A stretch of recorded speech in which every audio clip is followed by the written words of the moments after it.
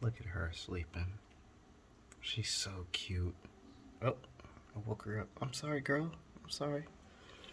Yo, let's make a story.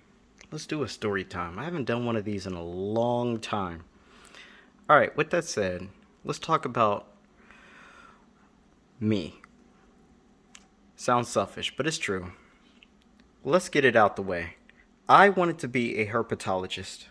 Alright, a herpetologist is the study of cold blooded animals, right? And here's the thing, there was a local pet shop that was near me. And the fun fact about that was the owner had exotic pets too. He had uh, stuff like the cane toad, marine toad, so on and so forth, right? Which, by the way, I was so dedicated into my job that I even learned Latin names and stuff like that, like Bufo marinus for the marine toad and stuff like that, because they have bufo toxin, so on and so forth. Now, here's the thing. Here's what was wild about that. I wanted the job. There was a new position that was opening up. And that new position made me kind of like excited, but I was only, what, 17 at the time? With that said, I acquired for the job, and then next thing you know, guess what he ended up doing? He ended up giving it to his 16-year-old son.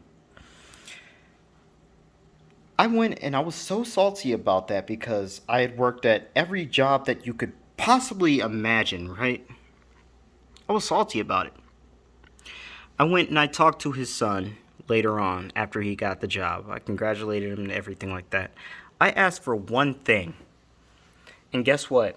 That kid had no knowledge whatsoever of what the heck I was talking about. Nothing.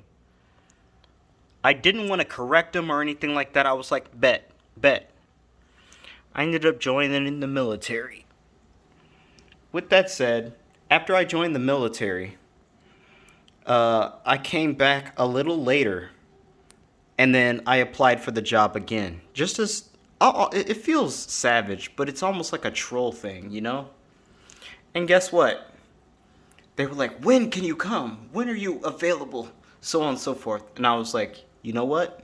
I'm still in the military. You guys can shove it at this point. So yeah, I had to do this little story time. That kid is no longer with the company, and in fact, I guess it's karma or something like that. The actual owner himself and his son cannot actually go back to the company whatsoever. I don't know what happened. I don't know when it happened. Shout out to William for making this, and you can actually put carts into there. But yeah, that's it. I had to get this story time a little bit out the way because, man, I was so frustrated and so upset. I know this is a mess, but I had to show a little bit of this off.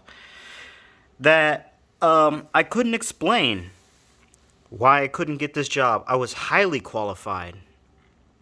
Yet, this kid, since it was his father's son, got the job over me. What do you guys think? Your Would you actually put your son over anyone qualified? Now, sadly, it resulted to them getting their karma.